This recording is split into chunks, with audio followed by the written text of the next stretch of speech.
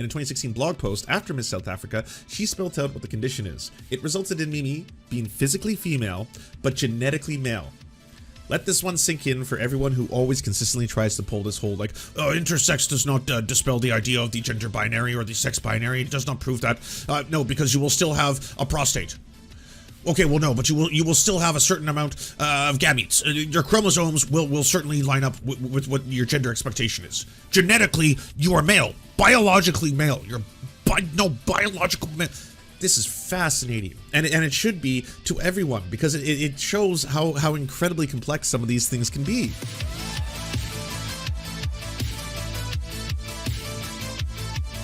Well, it's just what's extraordinary to me is they want to what they call degender and neutralize language, but they're doing it from a completely false pretext that you can somehow pretend biology doesn't exist, particularly when it comes to someone's sex. I mean, it's incontrovertible. There's no scientific doubt about this, and yet a small group of people have been quite successful, actually, in reshaping vast swathes of the way society talks and is allowed to talk.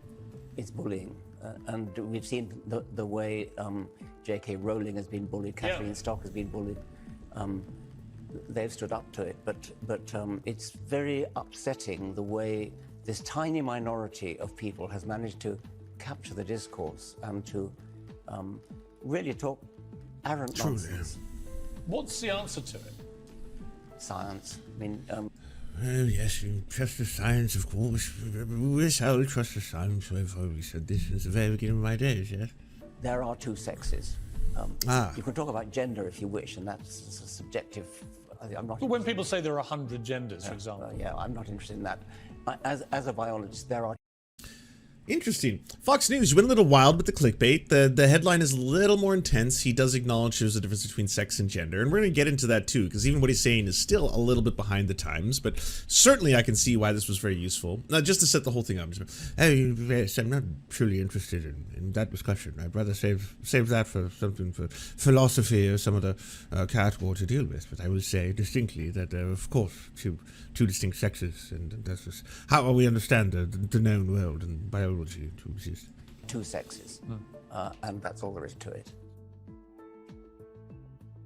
That's all there is to it. Fun stuff. So, y'all might know this. I grew up in the Four Horsemen of the Apocalypse quite a bit. I was just coming into my post-teenage years, about to enter university, was starting to read a lot. Really enjoyed learning about biology from Richard Dawkins. Really enjoyed reading The Selfish Gene, which is where I believe he coined the term meme. That's where meme comes from. That was his creation. I really enjoyed The Greatest Show on Earth, which basically tells a story. What if a detective was to have to explain to everyone how evolutionary biology worked? In my formative years, these books taught me a lot, and I really enjoyed Richard Dawkins. And then I really started enjoying Christopher Hitchens, because Christopher Hitchens, I mean, come on, he was just like, how did they describe him? A nuclear silo, that man was. He could just drop bombs on God himself, nuke God into the ashes, that man did.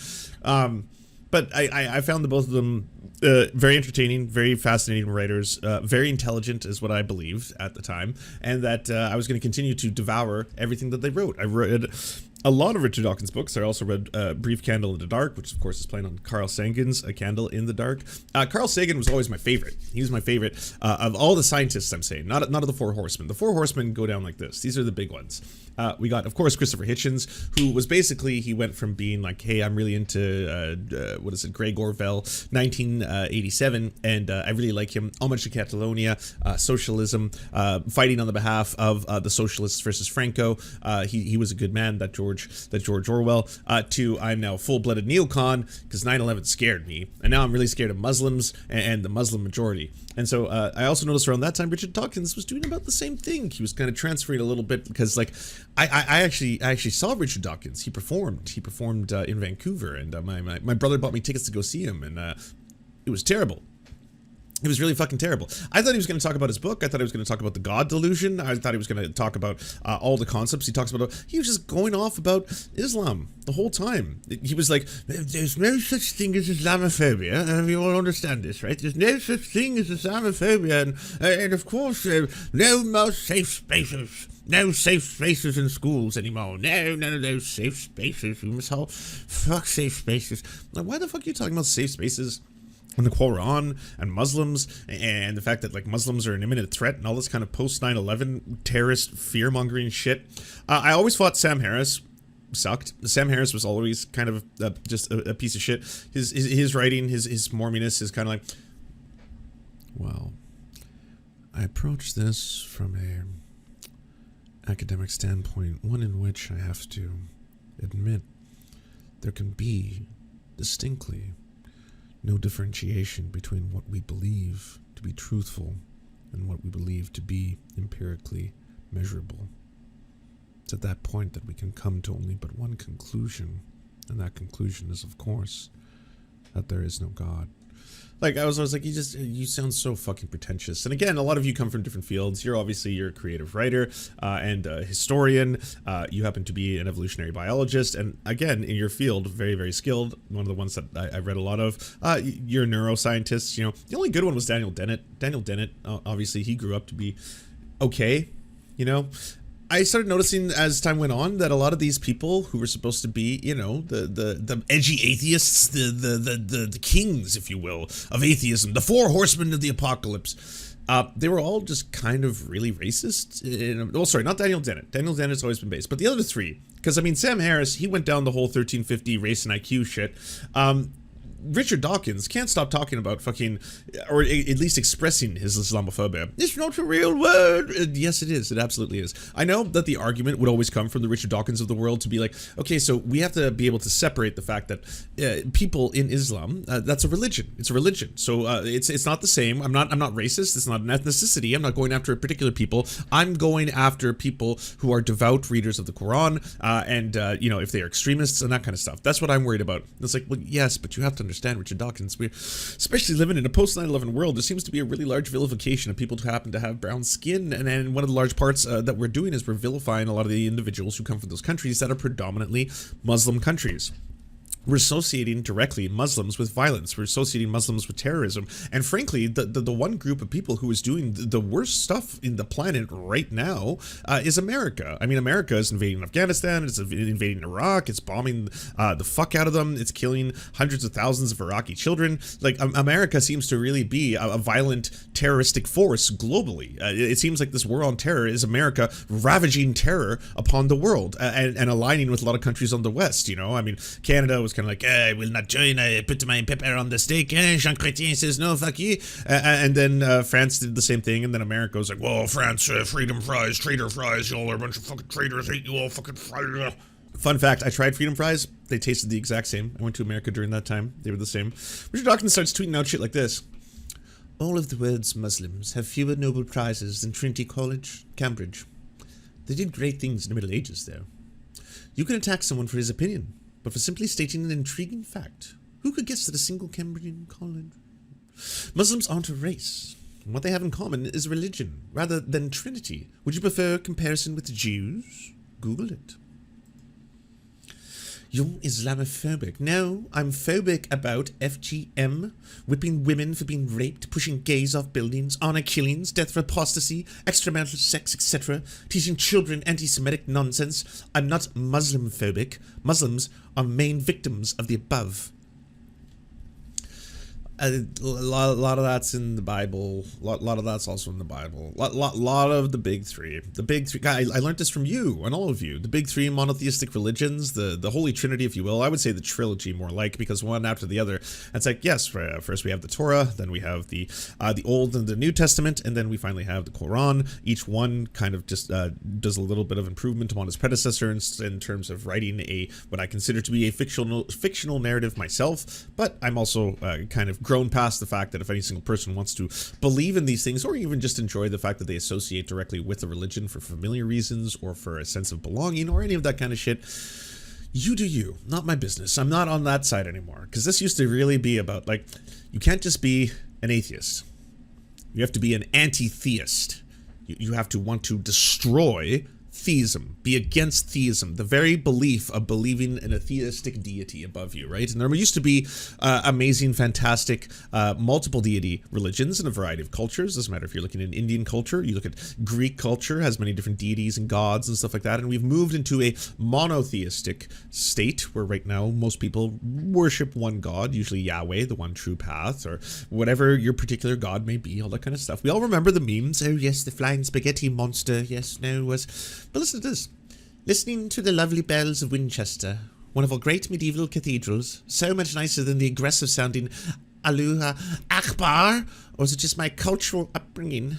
Sam Harris, obviously, edgy atheist to the extreme here. If I could wave a magical wand and get rid of either rape or religion, I would not hesitate to get rid of religion.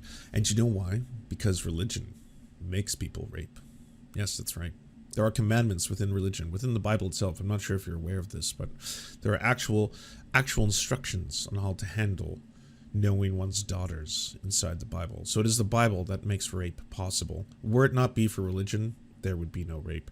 This was honestly, I have people didn't grow up in the 90s edgy atheist shit, and honestly, this was honestly the start of the pre-Gamergate shittiest parts of YouTube too, because this stuff was fire, especially for young boys. Young boys like myself, like, were fucking eating this shit up as teenagers. It's like, oh shit, yeah, fucking look at these people slamming everyone. There is no God, motherfucker. There's no fucking God. You're all fucking dumb. This is not even the germ theory of disease in this book, motherfucker. Yeah, that's right. A winged horse. Nah, motherfucker, horses can't fly. I got you.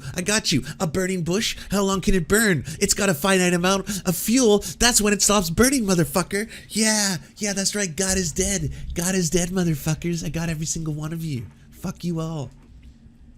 The other thing is, obviously, Sam Harris, one of the people who did this really, really hard pivot and turn to the whole kind of 1350 stuff. If you don't know, that's people who use some kind of justification to try and explain without a critical race theory lens or a, let's say, sociological lens on how there's an overrepresentation of black men, both in prison and responsible for violent crime. And a lot of the 1350 years will start to talk about things. Well, there's probably a correlation between certain factors that we don't often talk about, obviously.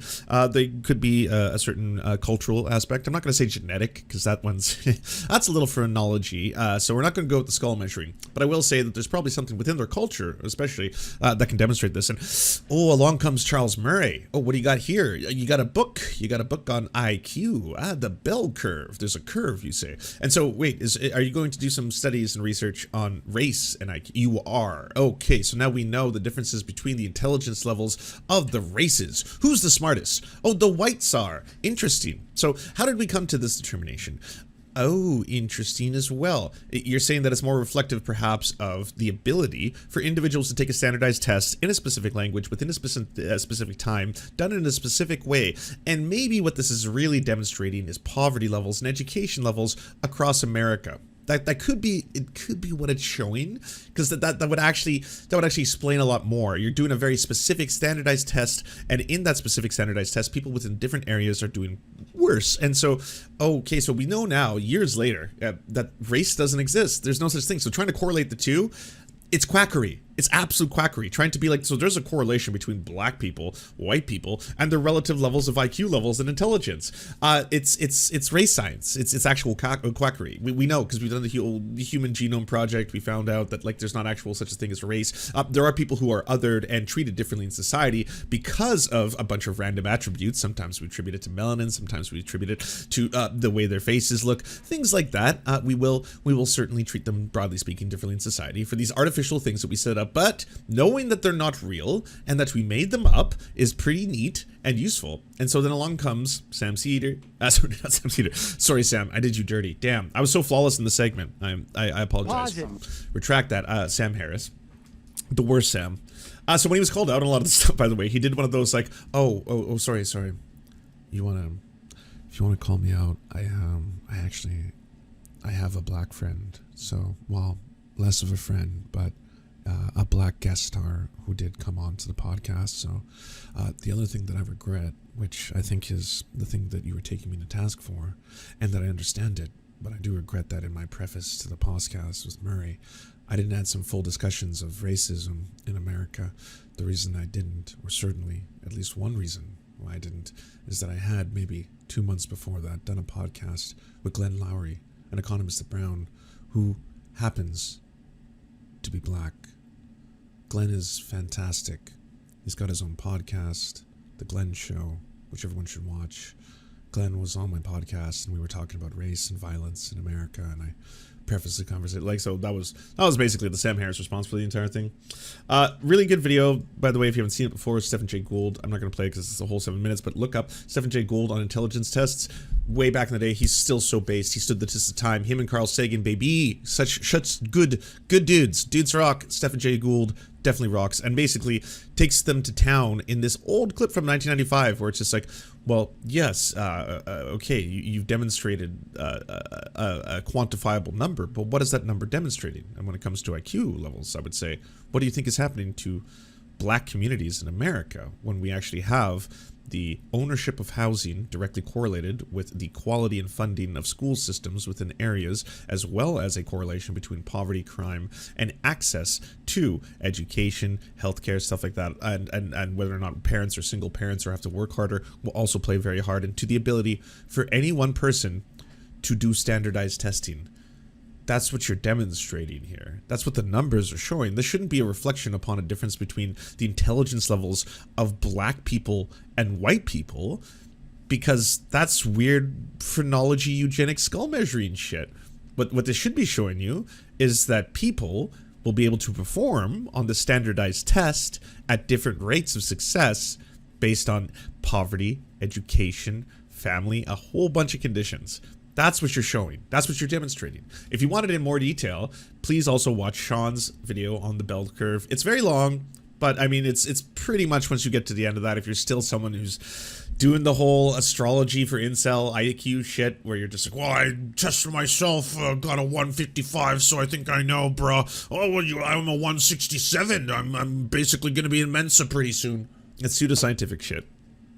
Not that you can't have standardized tests to be able to reflect upon whether or not someone is capable of taking a specific set of standardized testing. That's how people get into medical school, law school. That's what the LSAT is, the MCAT is. I'm not saying these things don't exist and they're not utilized. I'm saying trying to correlate someone's intelligence or the intelligence of a category that does not exist, race, that's the quackery and racist part. So I also have a link in this thread, if you want. Here is every major medical association in America, and beyond a little bit, that agrees. Sorry, this is all my credit.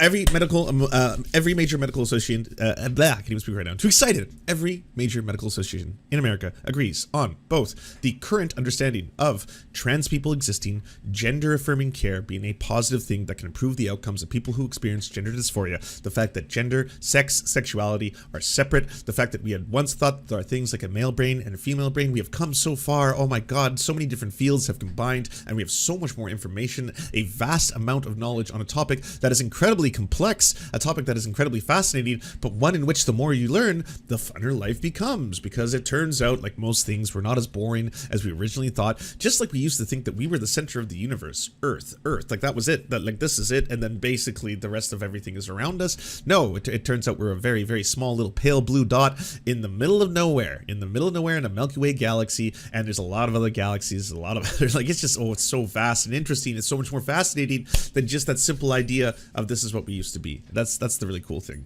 Well, Chico came in. He's excited for this. If you haven't seen this before, go to transhealthproject.org/medical-organization-statements if you want to get the list and every single one of their own statements in relation to gender, trans people, gender theory. And by the way, they advocate for the gender-affirming care being a good thing for both cis and trans people. Because yeah, cis people get gender-affirming care all the time. Did you want to get hair plugs? Did you want to get breast implants? Stuff like that. That's forms of gender-affirming care that most people don't even bat an eye at. Isn't that right, Chico? Hi, buddy. It's good to see you. Say hi to everybody. Biologically, there are many different variations of sex determination. For example, some organisms have more than two sexes. Such as some species of fish and reptiles. Gametes, which are reproductive cells involved in sexual reproduction, are also a component of sex. In human, there's also a number of intersex conditions where individuals may have variations in sex chromosomes, hormones, or genitalia that do not typically fit male or female characteristics. You can be a woman without a uterus. And this brings us to the story that many of you may not know. The biggest shock was not having a uterus, the film about intersex beauty queen Sharon-Rose Khumalo.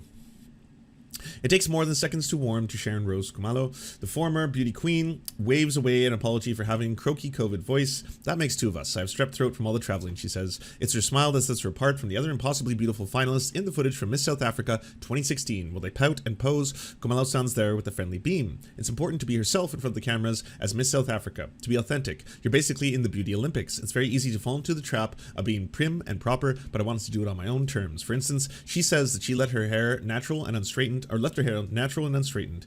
I completed in my own hair. I needed to show me, even if I didn't win. I was willing to risk it. That was the risk I was willing to take.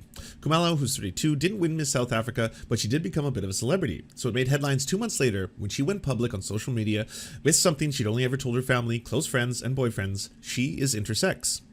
She'd found out a few years earlier, age 21, when she went to a doctor after waiting years to get her period. She expected to put on weight. Instead, Khumalo discovered that she had a genetic condition, androgen insensitivity syndrome, or AIS. Her body has XY chromosomes, but is unable to respond to male sex hormones, so her genitals developed as a female. In a 2016 blog post after Miss South Africa, she spelled out what the condition is. It resulted in Mimi being physically female, but genetically male. Let this one sink in for everyone who always consistently tries to pull this whole like, oh, intersex does not dispel the idea of the gender binary or the sex binary. It does not prove that. No, because you will still have a prostate. Okay, well, no, but you will still have a certain amount of gametes. Your chromosomes will certainly line up with what your gender expectation is. Genetically, you are male. Biologically male. You're biological male. This is fascinating, and it should be to everyone, because it shows how incredibly complex some of these things can be. What is the one thing that makes you a proud South African woman? What makes me to be a South African woman, to be a proud South African woman? What's the preferred term? Intersex, non-binary. So an intersex person doesn't necessarily have to be trans. They can be trans, but an intersex person is basically someone who has been born by a combination of factors. And it used to be people just thought it was simply an increase in hormones back in the past. We've learned so much now, but they used to think that intersex people, they used to be called hermaphroditic back in the past. That's not the proper term anymore. Now the term is intersex, and they used to think that it was one simple or two simple factors or causations. Now we know that it's a whole bunch of different things. So people who even say, well, yes, but no matter what, they're definitely going to have XY chromosomes, or they're definitely going to have a set amount of coded material in their genetics. Well, they're definitely going to have this, or it's not true. It's like we learn more about ourselves the more we explore and go down this pathway. But it's fascinating. Don't be scared of it. God had an agenda, and the agenda had to do with a man and a woman. My God is sexy. If we are all made out of his image, males and females, what does it make him? So if there's anything in between, somebody must come back to the God who created him. Sometimes you meet somebody and they really want kids. Well, that's not possible here. You. Me, I was born with both genitals. My parents knew all of that about me. And so the thing with intersex people as well is they make up a much larger percentage of the population than I'm sure Ben Shapiro would like to accept. The very conservative estimates put it at 0.07%. That is still, by ratio of the human population in America, that's hundreds of thousands of people. That means there's hundreds of thousands of people who happen to be intersex, as in they cannot determine simply by the basis of their, say, genitals, or simply by the basis of simple factors that are usually done, whether or not they are a male or a female. In the case of intersex people, what often happens, and what's happened for years, by the way, is that the parents will make the decision for the kid. So when a kid is a baby, and this is by the way, the genital mutilation that all the transphobes don't want to actually tell you about, it's done to intersex people, and no one bats an eye about it. The parents, and this has been a very common procedure for intersex people, it's like, well, this individual happens to have been born with ovaries, but it does look like they also have a functioning penis. This is your child. What do you want them to be? We will try to do a surgery that will reflect what you would like the gender of the child to be. And as technology has obviously become more advanced, the ability to also understand and determine other factors about them, such as genetics and stuff like that, can come into play as well. But that's just been the reality of, like, and I'm saying this all as someone someone who within the past 6 or 7 years learned all this shit. I did not know that. This was not common knowledge. It was not, I would say, normie knowledge growing up in my generation, especially. Like I thought at best there's such a thing as drag queens. Maybe there are people who are trans, but is it like a theater? I'm not sure. Are they playing like they think they're women in their heads or something? I don't like a lot of this at first glance would have been like I would not have for the life of me been able to define what the reality of the world is, because once again it's one of those things where as you learn more, as all of a sudden, you know, we're not the center of the universe. It's not Earth. There's planets outside of us, and there's structures, and those planets have moons that rotate around the planets themselves, and beyond that there's a star, a massive star that actually is the energy center for all life. All life on our planet would not exist were it not for this star. But this is not even the only galaxy. This is just one of trillions and trillions and trillions and trillions of potential galaxies. Like, and as that expands, obviously you're like, oh, okay, so I did have a very limited version of this in my head anyway. It was very, very binary. Boy penis, girl vagina, never the two shall combine. Doctor said he doesn't see ovaries, he doesn't see a uterus. How does a woman have testes? Yeah. Undeveloped or not? Hi. Hi, how are you? Whew. You are so graceful, Jordan. It feels good to have a big family. You want a big family? Yeah. How about you? So I can't have kids. How am I going to classify you? He or she? I go by the pronouns they. They? They or them, yeah. Come on. I'm supposed to either be a male or a female. Like, they're not letting us embrace who we are. So you're not blaming us on what we did? I'm not blaming you anymore, but still wish the surgeries didn't happen. I know that there are people like me out there, and you may feel very alone. This is me saying I'm intersex.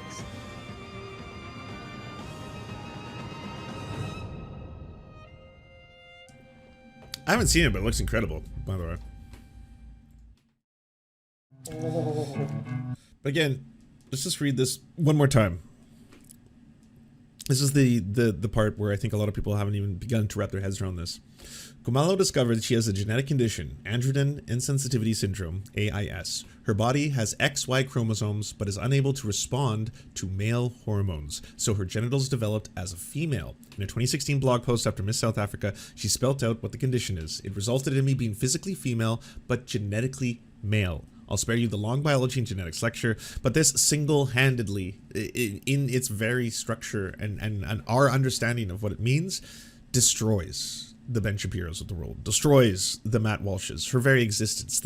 This every single excuse they've tried to do their it's goalpost moving, right? Like every single time Ben Shapiro's like, well, yes, intersex people exist, but they're such a rare phenomenon, and we're just talking about people who are born with multiple genitals. That doesn't mean that they're not genetically biologically male or genetically biologically female. There's still a binary between the sexes: genetically biologically female, genetically biologically male. You may have been born with different genitals, but at the end of the day, they are very rare. They're not actually as rare as you think. In fact, there's a difference, and there's still a very heated debate amongst the scientific community about how often people could be classified as intersex. I said the conservative version, which is 0.07%. That's just to give the conservatives the ability to say, okay, fine, he's going on the lowest possible number. The actual estimate is around 1.7 to 2%. 1.7 to 2%.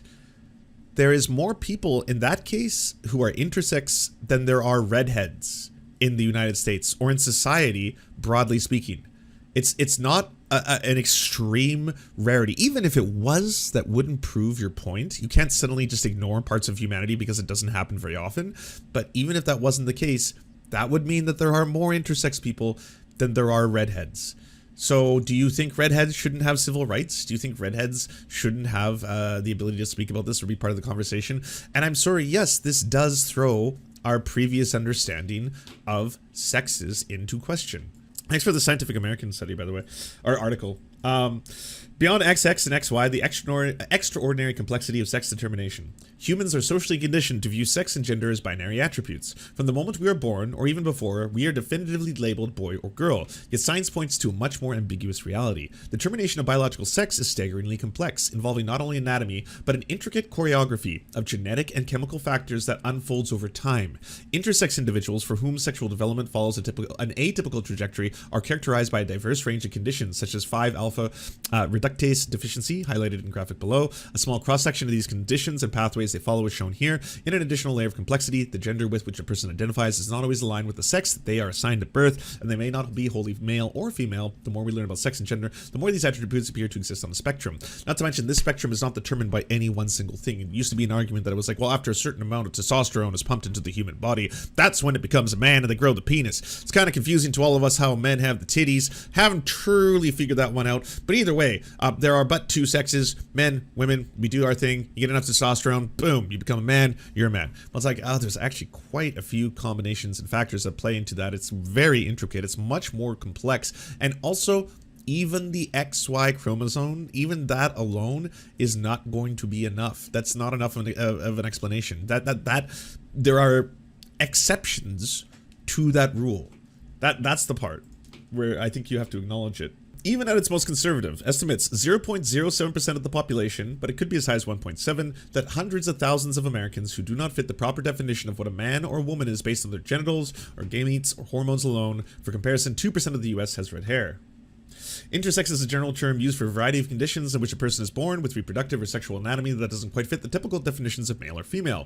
For example, a person might be born appearing to be female on the outside but having mostly male typical anatomy on the inside. Or a person may be born with genitals that seem to be in between the usual female and male types. For example, a girl may be born with noticeably a large clitoris or lacking vaginal opening, or a boy or man may be born with a noticeably small penis or with a scrotum that is divided or it is formed into more of a labia. Or a person may be born with mosaic genetics and some of these cells have XX chromosomes, but the others have XY. Again, I didn't even know we could do that. We're wild. Though we speak of intersex as an inborn condition, intersex anatomy doesn't always show up at birth. Sometimes a person isn't found to be intersex anatomy until he or she reaches the age of puberty, or finds out as an infertile adult, or dies of old age and is a top size. Some people live and die with intersex anatomy without anyone, including themselves, ever knowing. Which variations of sexual anatomy count as intersex? In practice, different people have different answers to that question. It's not surprising because intersex isn't a discrete or natural category. And this is one of the reasons why it's really hard to estimate where you'll get the numbers. It's like 0.07% of the population is intersex, and then other experts saying like, no, it's actually about 1.7 to 2% of the population is intersex. Now, prostates, uteruses, chromosomes, hormones alone cannot adequately determine what we as a society deem to be the social construct of gender at any given time. What is more masculine or feminine changes over the course of our history, as does the concept of beauty. I present to you what was once considered the standard bearer of the hottie. I know I'm showing full nudity on stream right now. I'm going to risk it. We're going to roll the dice. But I want to point this out. She had abs. All right? There's abs here. There's muscles.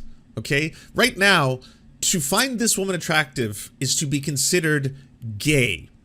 If you find this woman hot in any way, shape, or form, you're gay. There's just like, I'm sorry, that's science. But back in the day, this was considered beautiful. Beautiful. Yes, and this was considered the highest levels of beauty. I kid you not. Yes. This is a man. That is correct. I show you the most masculine of men right now. Yes, from the Renaissance, wearing no less than an entire face of concealer. Well, I mean, most of it was made out of really, really toxic chemicals and actually led a lot of people to various forms of blindness and poisoning. But wearing a whole bunch of white makeup, red lipstick, rouge. Now, I don't know if he was a true man, if he was an alpha man, if he was a fucking man's man and he pinched. Because you know what, fellas? If you're a fucking man, you better fucking pinch your cheeks, okay? You're not wearing rouge. What is this, gay shit? No, we pinch around these parts. Real men pinch. Real men pinch the cheeks until they flush to denote sexual purity. And also, that's probably why the lipstick was there too. A wig. Wearing a wig. Yeah. Not a drag queen. Nope. Probably not even part of the LGBTQ+. I mean, I can't say for sure, but I will say the standards have changed, you know? And what is considered beautiful changes over time. Right now, there's a lot of controversy by both of these covers. This one, because apparently this is a example of a man being emasculated by a more powerful woman, and there's been a lot of mathematics that have been done to show the line of angle of power that is going on here. The front presenting, of course, crotch, which means emasculating and cucking his crotch. Standards of beauty again changing. We have a whole bunch of individuals here who happen to be trans, who are all obviously incredibly gorgeous in their own ways. But again, the standards of beauty can be confusing. I know a lot of people might look at these individuals and immediately think, well, I mean, yes, as a straight man, the woman in the middle, that is certainly attractive to me. It's like, okay, yes, good point. What else is there to say? Do we need more? Do we need to keep getting confused? Standards of beauty change over time. Historically, the Roman Emperor Elagabalus, is that it? Or Elagabalus. The Roman Emperor Elagabalus, who ruled from 2018 to 2022 CE, was born male but reportedly identified as female, and they took on traditionally feminine roles and attire and pronouns. They preferred he, she, and they. They also reportedly married multiple men. People refer to two-spirit in modern indigenous cultures. That's most modern indigenous people when they refer to themselves as two-spirit. That doesn't just mean that they happen to identify as trans. They can be completely cis and say that they are two-spirit. That means that they are both indigenous and LGBTQ+. That's the modern use of two-spirit. But did you know that before colonization, before white people did the genocide, indigenous cultures actually had a bunch of words in their language? I'm not talking about two-spirit. Learn some words right now that directly represent transitioning from a man to a woman, respecting the fact that men can have women's identities, different forms of those identities. This is all going to be in the Lakota language. To illustrate the diversity of meanings that two-spirit contains, consider the following. In Lakota, the word winkte means to be as a woman and refers to two-souled Lakota people who transgress boundaries of gender from what may be considered male to female. In Dene, nadlehe means those who transform and refers to one of four separate genders: masculine, feminine, masculine, masculine, feminine, masculine, and feminine, feminine. This freeze frame right here, this freeze frame, if you want to take the screenshot, that does not look good for Matt Walsh. Not great for Matt Walsh's narrative, because Matt Walsh's narrative is basically, he's saying that apparently trans people were invented in the 90s by the gay community for clout. That's his understanding of the known universe. That's his historical understanding of where trans people come from. Something invented in the 90s and suddenly exist. Yeah, that's about it. So this all exists without Western culture. This is pre-colonial. So yeah, these are words for understanding, words for describing, words for discussing the fact that there are individuals who do not fit within a strict gender binary. And yes, of course, there's a bunch of historical violence that happens with indigenous communities. I you know, as a white native myself, I do not believe in whitewashing the idea and turning indigenous people into both this weird kind of like, oh, the noble savage who could do no wrong. That's almost as weird as people who in the opposite direction talk about how they're all cannibals and rapists and warmongers. No, there was violence, there was rape, there was war. That's just part of history. There wasn't cleansing and genocide and the North Atlantic slave trade. Sorry, Europeans, that was you. That's all your shit.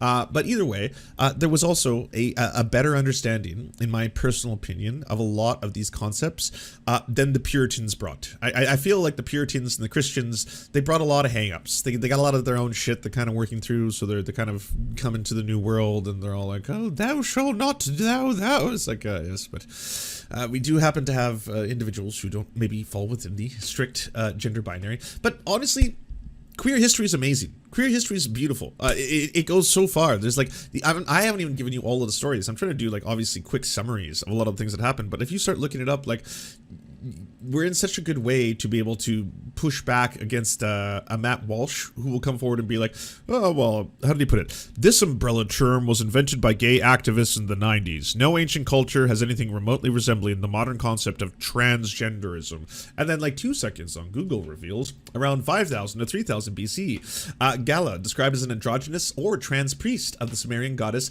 Inanna, spoke about their own dialect and took feminine names. Sometime between 200 and 300 BC in ancient Greece, some gods were worshipped by galley priests who wore feminine attire. identified as women, and therefore have been identified by scholars as early transgender figures. In the 4th century, Anastasia, the patricia-led life of Constantinople, the capital of the Roman Empire, had spent the remainder of his life dressed masculinely as a monk, and has become viewed by some scholars as trans. In South Asian, at least 8 known gender-expansive identities have historically been presented in the subcontinent, the well-known being the Hijra? I think it's Hijra. Yeah, the Hijra, third gender, people, historical, spiritual, and cultural significance of South Asian society. Hijra and individuals of diverse gender identities have been well documented in religious and cultural texts and legends. These individuals often form interconnected communities for communities' well survival. Like, if you want to ignore the sum total of human history, if you want to, and for a lot of these guys, I assume it's like you want to just enjoy the world from the lens of Western imperialism and chauvinism. But even in Western imperialism and chauvinism, you're gonna run into a lot of queers. You know, I mean, if you're gonna go back as far as the Romans, if you're gonna go back as far as the Greeks, the Spartans. Fucking dudes were fucking dudes, you know. It was a lot more acceptable for homies, especially warriors, to suck each other's dicks, to be friendsies, and a little more, you know. There was so much open gay shit that was happening all the time that, yeah, even within, you know, the good old origins of Western Judeo culture before, a lot of the European continents both existed as nations, and once they started as nation states and they spread around the world trying to spread the white superiority everywhere they went, before all that happened, there was still a lot of gay shit. A lot of gay shit. Just history of gay shit. Numerous different scientific fields like neurology and psychology are coming to the same conclusions about sex and gender, and how the concept of a male brain or a female brain was rudimentary in its understanding. The concept of Earth was once the center of the universe, so that we once thought all blood types were the same. We've got amazing new discoveries that give us fascinating insights into ourselves. I wanted to give a shout out to a really talented artist. The work of artist Deborah Roberts specifically plays in how gender and gender nonconforming people in society are perceived, and how that intersects with racialization and colonization. The name of this piece is "You Don't Stand or You Don't Look Like a Girl," I believe. And it's honestly, her entire catalog is deeply, deeply fascinating. And yes, I hear you say that I'm just a scuffed ass comedian, but please go back to this resource if you want to know what the actual scientists think about this. Because yesterday, Billboard Chris came after me and was like, "Oh yeah, fucking, you're lying. Listen to all these experts talk about how necessary detransition is now, has become." And obviously he's got the 1 or 2 doctors who are willing to throw away the entirety of the scientific body and community in order to give testimony that they destroyed someone's life because they detransitioned. Yeah, don't listen to him. Listen to the scientists. Please. Go share the work of multiple, again, every major medical association in the United States agrees upon this shit. And I get it, that a lot of it for some people seems like nonsense. If you've got Bill Nye the Science Guy who's like, "There's now 75 different genders, have you heard of this?" Like, obviously a lot of people are going to be like, "Okay, well, that's just made up nonsense. Yeah, what are you trying to do, Bill Nye?" Like, a lot of people, I don't know if y'all remember that. He had a Netflix show. That's when people I noticed really started like openly 24/7 pushing back against this shit. It was like Bill Nye was like the centerpiece. The link? Oh yeah, I'll share it. It's the Trans Health Project. You should all be on the Trans Health Project already, just to get all the information you need. Also, I would highly recommend checking out let me pull up the link. The Intersex Society of North America, which I believe is isna.org. That's where you can learn a lot about intersex people, and how, yes, intersex people are not necessarily trans people, just as trans people are not necessarily intersex. There are intersex people who are trans. There are trans people who are intersex. That is true, but by definition, no, intersex people are not necessarily trans people. And yeah, the more information that is spread around about that, the better, obviously. Share that, got that, good. You just mentioned trans people dates back to the 2nd millennium of BCE. I didn't know that one. Step Back History goes through dozens of cultures. We watched that video a couple days ago. That's where the redhead stat really like hit home. Again, though, you will get pushback if you say, "Oh, well, there are more intersex people than there are redheads." They'll say like, "Well, no, some academics do point out that there's 0.07%. Even so, 0.07% is still hundreds of thousands of Americans. I think it's like 233,000 or something like that. That's still a lot of fucking people. All right, you don't just get to discount hundreds of thousands of human beings because it's inconvenient for your own understanding or narrative at any given time. Oh, and yeah, I guess the summary of all this is genuinely fuck Richard Dawkins. I say that as someone who's a massive Richard Dawkins fan. There's unfortunately going to be moments in history where people who were once your heroes, they just stop. They're just like, you know what? This is weird and scary to me. I've learned enough, and it'll happen to you. We were taught to see these as binary. Now we're realizing it's more like a kaleidoscope. Take sex. We used to think it was pretty straightforward. X and a Y chromosome for males, 2 X's for females. But we see more combinations than that in real life.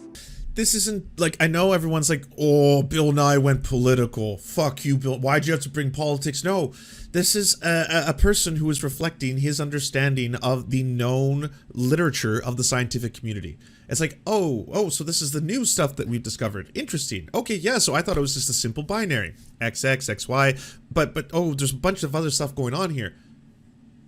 Neat. New information. New things to talk about. New ways to understand. Wow, we're way more complex than we thought we were. That's fascinating. That's beautiful. That's incredible. Why does everyone have to be a fucking a 1 or a 6 on the Kinsey scale? Why does everyone have to be, I'm a hardcore heterosexual, I'm a hardcore homosexual? Why isn't it more fascinating that there's a spectrum? Some people can be 100% heterosexual. They only and they only want to be in romantic relationships. You know, if they're a dude with women, that's them. That's their whole lives. That's all they want to live. And then just randomly at one point in their lives, they might be walking down and see a poster of a soccer player without a shirt, and then imagine what his cock looked like, and then immediately be like, oh, whoa, that was weird. But then that's it, and that's as far as it goes. But that's just one person's truth, you know. And maybe it's just a little bit more interesting at that moment than it was before. How about attraction? Some people argue the natural thing is to only be attracted to the opposite sex. But in practice, it ain't so simple, kids. Some people are gay, some are bi, some are asexual, and some will take whatever they can get. You know what I mean? Sorry, I don't remember this one being a little, you know, didn't know Bill Nye was making some self-deprecating sexual humor. All right, Bill, I'm here for this. I'm here. Hey, if people need a spoonful of self-deprecation to help the woke go down, I'm here for it. I'm totally here for it. Hell yeah. How you dress, how you act and talk, how you present yourself to the world, it should be up to you. Sure, this might make things confusing for those who insist everyone pick an M or an F, but people, we have to listen to the science. And the science says we're all on a spectrum. Bill gets it. Based. Bill Based, the science guy. Hell yeah. And again, this is not something that should, like, obviously it's awesome, don't get me wrong, as someone who grew up with Bill Nye the Science Guy, Bill. I'm very happy to see him just honestly be on the right side of this. But if you happen to be someone who actually consistently is like, I'm going to follow the science on issues. I'm going to understand that this is our best way of interpreting the universe and the world around us, and at any given time, as the information changes, I too will have to change my own understanding of the, like, if that's your guiding principle, as it seems like it was for Bill Nye, then yeah, as new discoveries come in, we have better technology, we can understand and scope, and we can even sometimes map the way the human mind responds to impulses, like electrical signals. We can see them now, and we can actually characterize what we once thought was considered the human brain, the male brain, and the female brain. And the very idea of there being a male brain or a female brain was actually kind of misguided. It seems like there's just, like everything else, as more we get into this, a spectrum. That's so much more interesting than a rigid binary. Our labels, our fashion, even our washrooms are still catching up to that truth. I think you'll find when we look at sexuality this way, it is more complicated, but it's also a lot more honest. And it's more interesting. Shit, I'm ace, married to a woman, but find some men aesthetically pleasing. And that was the thing that broke a lot of, I guess, what sexual people, our brains when trying to understand ace or aromantics, was that, like, everyone thought that, like anything else, there's just one kind. It's just like, oh yes, there's asexual people. That's about it. It's like, no, oh no, like everything else, there's a spectrum. Oh, you silly sexual people. No, that's not the reality of the situation. There's aromantic people, there's asexual people, there's asexual people who still can find a physical attraction. There's people who can have a sexual attraction to someone else only when they're in love with them. They're called demisexuals. There's just, like, there's a variation. It would seem like there's again, it's not just a one size fits all, because maybe that's just the easiest way sometimes you wrap your head around it. We're like, oh, okay, well, I guess, yeah, I think ace people are valid. Asexual people are valid, but my understanding of asexual people is that they just don't want to have sex, so they're not attracted to anyone. When they see the naked physical body, there will be no sexual attraction. That's my understanding. So I'm gonna leave it there. That sounds, I'm progressive and woke, right? I just did a woke? Did I get a +1 woke asexuals? And so every one of these insights is just so exciting for me. We, working together, can, dare I say it, save the world. So everybody, that's our show. And the right lost their minds. And the right has completely melted down. Oh my god, Ben Shapiro just drove his car into a building. What is going on? Everything is happening. Civil war has enacted. Tim Pool is giving instructions. Everyone is circling up. Do you enjoy the Serfs but prefer not to have to use your eyeballs? Many are saying this. Well, we've got the solution for you. It's the Serf Times in podcast form. Available on most major podcasting networks now. If you enjoy it, please consider leaving a good review and feedback because it really helps the show out, apparently, and it's free, just like the podcast. To our gods, Xander Corvus and Peyton L. Juste, we shall spend many a generations building mighty cathedrals in your honor. To our monarch, Tom Spiker, we are but your oafish jesters, here to offer you a laugh at any opportunity. To our brave knights of the Round Table, Rachel K., Izzy Solidarity, Victoria Bell, Sebastian Demel, Mark Harmon, Benji Arney, Scary Earth Human, Tony, DM Rivera, Resident Scarecrow, Sir Nickus, Cheryl Alvarez, Ruby Kelly, Brandon, Words Greenwood, Everything Important, Hegbert Celine, Matthew Scarborough, Stellar Vision, Ariane McCarthy, Doug Cady, Daniel Sutton, Jenna Tao, Dark Puppy, Quiet One 85, Anna Loves Riley, Omni, Riley and Anna, Poodlehawk, Multimondi, Trevbot EXE, Brian Ephraim, Anthropophojack, Catherine, Ramon Acosta, Incosin, Ralph Parler, Violent Orchard, Political Puppy, La Media Panza, Todd Buckingham, and Todd La Jeunesse. We salute our valiant heroes off to fight injustice everywhere.